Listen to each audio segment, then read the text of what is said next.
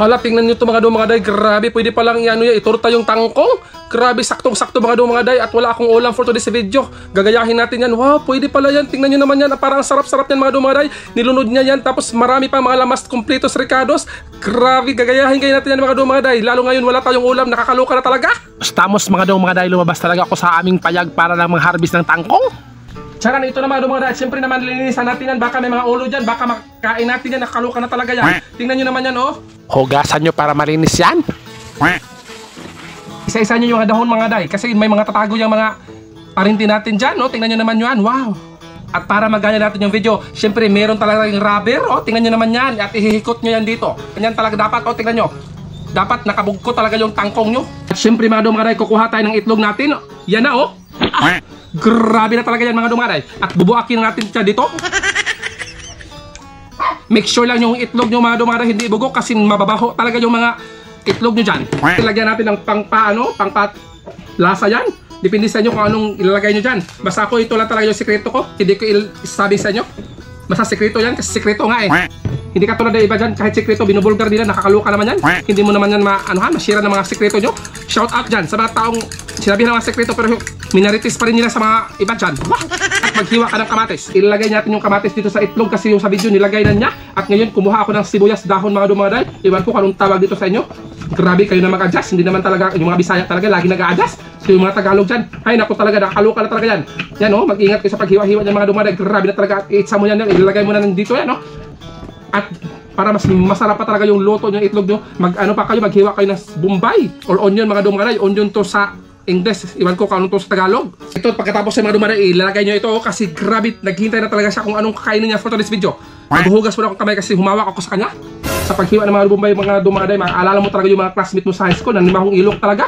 Kaya yung mga alumni mga day, grabe na talaga. Diyan mo talaga makikita yung mga classmate mo sa high school na nimahong ilok before. Pero ngayon, grabe, successful na sila at umati na sila sa alumni kasi successful. Kasi pag hindi ka successful mga day, hindi ka talaga mag-a-appeal ng mga alumni na yan. What? Grabe mga day, ang sarap-sarap niya mga day. Wah! Mga day, kasi hindi pa ako naka-afford bumili ng mga gas range. Wah! Wah, kayo mga sakit mga day or kahit anong sakit yan, mga high blood ba kayo dyan or mga arthritis kayo, ito ang mas magandang gamiting mantika mga day, si Olive. Hay naku talaga to si Olive, shout out sa iyo Olive. Bakit ang mahal-mahal mo pero grabe talaga. Mapupugos talaga tayo bumili ng Olive kasi natakot tayo matitigok na tayong maaga. Wah! Grabe yan. Kaya binubuo ko na talaga dito mga day. Medyo damihan mo ng olive mga day kasi napaka-healthy na itong mantika na ito.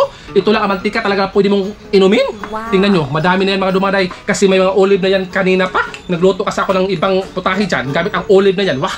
Mainit na siya mga day. Grabe na talaga. Huwag mong hintayin na ulo mo mainit mga day. Medyo mainit na yung ulo ko mga day kahit naggutom na ako. At ayan na tumunog na mga day. Grabe na talaga yan. Ready natin yung ating tangkong mga day. Grabe, malinis na yan. Dapat talaga malinis yan. Kasi pag hindi mo nilinisan yan, magkasisto ka yan. Wah! Ang kagandahan sa aming tanom dito mga day na tangkong, napakataba niya. Hindi katulad na nanood ngayon, payatot na niya. So ready na siguro yung mga day. Medyo mainit na yan mga day. So ilalagay na natin itong ating tangkong. Grabe, excited talaga kung ano pang mangyari nito.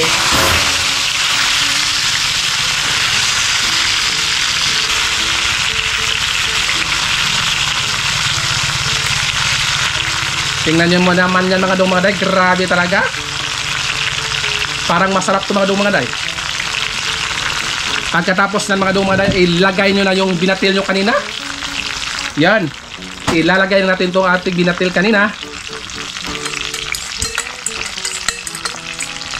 Wow, grabe ang itsura mga day. Parang ang sarap-sarap dito mga day. Grabe na talaga yan. Ganyan yan. Wow. Grabe, parang totoo na yun mga day. Wow! Iyan, babalihin na natin mga day. Oh my god, parang nahulog yata yung iba. Yan mga day, tingnan nyo naman yung result na. Yung excited na ba kayong kumain nito?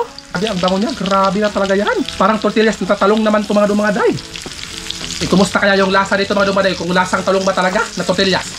Malalaman natin yan ngayon sa pagbabalik ng ating cooking show. Wah!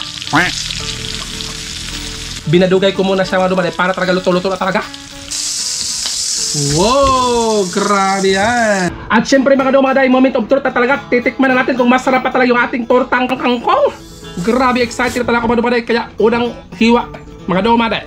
Tingnan nyo naman yan. Ano ba tang lasa dito? Grabe na. Natakot ako, na-excite ako dito. Ano ba talagang lasa niyan? Yan na mga dumaday, oh. Grabe na talaga. Siyempre, may kanin tayo dito.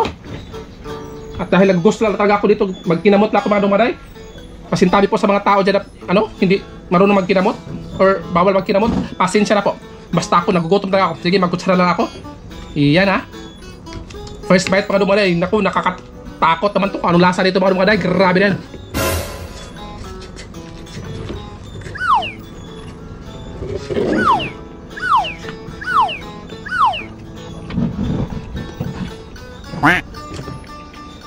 Hala mga dumaday, parang hindi mo talaga malasahan na may nakangkong pala ito niluto mo. Parang nag-iba talaga yung lasa niya mga dumaday. Parang hindi naman siya lasang talong. Pero lasang gulay pa rin siya mga dumaday. Pero masarap siya mga dumaday, in fairness.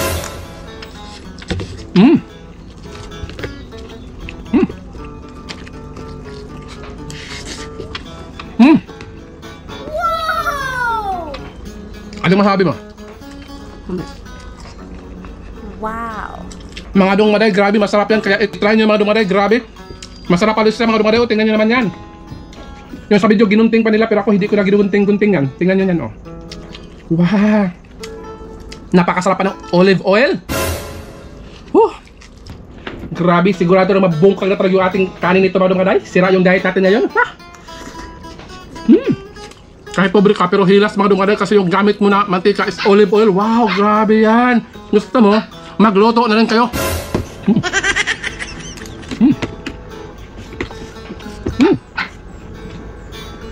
Pasado kay Dodong.